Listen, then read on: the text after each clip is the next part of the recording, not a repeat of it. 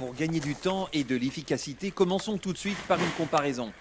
À droite, le murmure électrique. À gauche, la pétarade du thermique.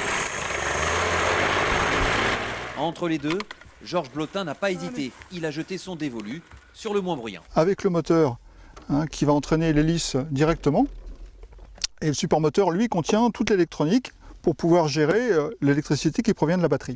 Seulement une quinzaine de paramoteurs de ce type ont été vendus dans le monde.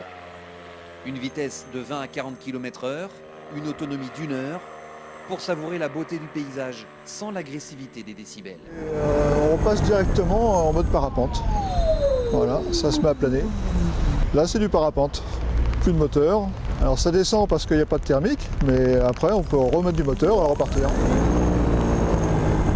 L'instructeur n'a pas voulu rater cette révolution en créant dans l'Hérault la première base de formation au pilotage électrique de la planète.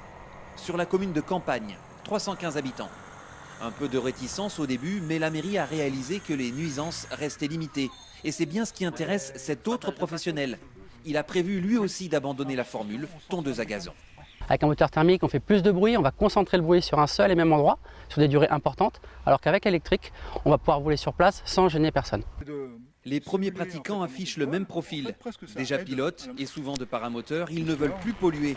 Et ils cherchent le confort de l'envol propulsé pour éviter d'aller chercher un promontoire distant de dizaines de kilomètres. Déjà, on n'a pas les vapeurs d'essence dans la voiture, c'est propre, il n'y a rien à nettoyer.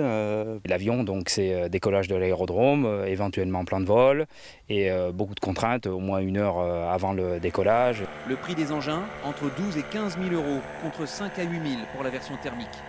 Un coût encore élevé, mais appelé à baisser si la demande augmente. La perspective est plus que probable.